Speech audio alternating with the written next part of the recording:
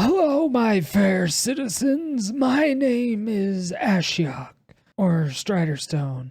I'm the mayor of Sodium City today, and we are going over the top 10 cards that I am excited for.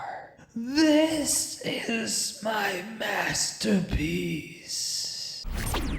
Coming in at number 10, we have Balluna Grand Squall. Now, this is a card that I'm going to have the most interesting experience with, mainly because I never really played Adventures. For the first couple months, I was actually in the hospital when that set came out, so I didn't even get to play against or with Oko. That's how lucky I was.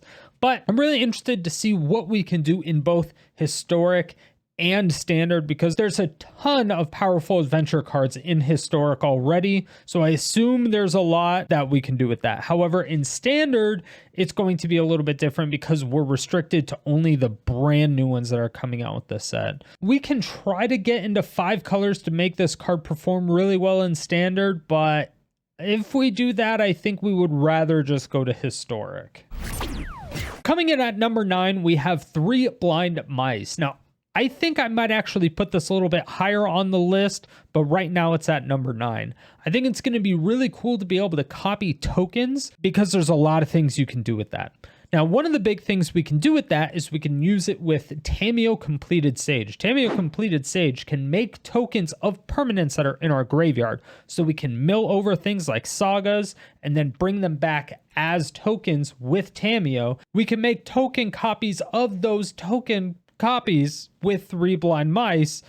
They do end up sacrificing, but we still get value out of the second saga. If it's a read-ahead saga, we can guarantee get the full everything from it. This could actually be a very, very, very good card that is super underrated. So I think that this is a sleeper card.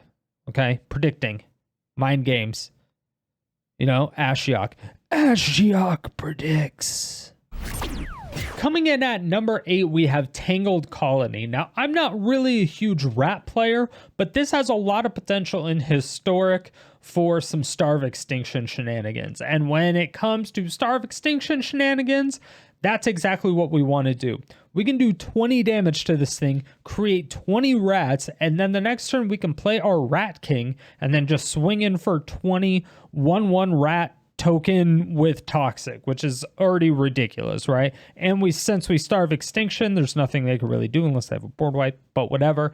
But we can also do something like Mystic Reflection, so we can target a creature that we actually want copies of, and then we can Starve Extinction, and then we make 20 copies of that card that we wanted from that Mystic Reflection. There's a lot of really cool things that we could do with this in Historic. However, in Standard, there's not as much that we can do. We still have access to the Rat King, so we're able to get rid of a lot of aggro decks with low power, like deal 3 damage, deal 5 damage, but at most, we're really only going to be able to get 5 rats at a time, and then we can give them poison. But there's other things that we can do, because we can have other rats, but it would really have to go into that rat theme in order to be good in Standard. Coming in at number 7 is Greater Oromancy. Now, I know we already have a card that gives all other enchantment shroud, but this one is really nice because it's still 2 mana and it's mono white, which means it unlocks a lot of other colors for us. Because the other one, I forgot what it's called, but it's irrelevant right now, is 1 green, 1 white, so you're kind of forced to go into green, and that restricts a lot of the colors that you can go into. So now, with Oromancy, we're able to go into Mardu land destruction with haphazard bombardment, which is really nice because then they can't do any direct damage to it. We can do things like Ixalan's Binding, Gideon's Sacrifice, or Gideon's something, a card that nobody plays. Ashyak's Erasure. Also a very good choice. And then there's absolutely nothing that they can do about it. So there's a lot of lockout deck potential that we have with this particular card. So I'm really excited to mess around with it. Is it going to be fantastic? I have no idea, but we'll mess around with it. It'll be fun. Coming in at number 6 is going to be Asinine Antics. Now, this is the first real Dimir board wipe that we have. Now, it's not fantastic, but it is going to be great if we add in Toxrill. Now, of course, Toxrill puts -1/-1 counters on everything, and then once they die, we get little sluggy boys, right? So then with Asinine Antics, as long as we make them all 1/1s, what are they going to do? Die? Exactly. Coming in at number 5 is going to be the Apprentices Fully. Now, of course, I love my sagas, so there's absolutely no way I will not play this card. Now, this is probably going to be used in some kind of 5-color Legends deck, maybe, because you are going to make copies of legendary creatures, and then they will not be legendary copies. This is fantastic because most legendary creatures have ridiculous abilities. So being able to copy those and then not having to worry about the legend rule whatsoever is actually insane. And the fact that you get to do this twice, as long as you have multiple legends on the board, you're going to be able to get nice little copies of it. So I think we can do some really weird jank with this, especially for running a card like Ratabrick. Ratabrick makes it so whenever a legend goes into the graveyard, we just get to make copies of it. So we're just going to have a ton of legendary creatures. We're going to have tons of copies of legendary creatures. There's going to be so much redundancy. There's nothing that anyone is going to be able to do about it. Coming in at number 4 is Decadent Dragon. Now, I'm not a huge dragon person, but this one gives us the ability to be able to steal cards from the opponent. And that means we are going to steal cards from the opponent's library because we love doing that. There's a ton of cards in Historic that allow us to do it. There's not a whole lot in Standard, but we're definitely going to be able to make it work with things like the Red Curse, Xanathar, Siphon Insight, You Find Some Prisoners, Gonti, etc., etc., etc. Coming in at number 3 is going to be Thunderous Debut. Now, I know it's very odd to have anything involving creatures in the top 3 of the things that I want to play around. However, Thunderous Debut has a lot of potential. Number 1, for forcing a draw between people. Now, this will mainly have to go in Historic because it uses Marauding Raptors and Polyraptor. Basically, all we need to do is sacrifice like a Wolfwillow Haven that we already used for the ramp on our Thunderous Debut to just cast it. And then we get to put 2 creatures into play.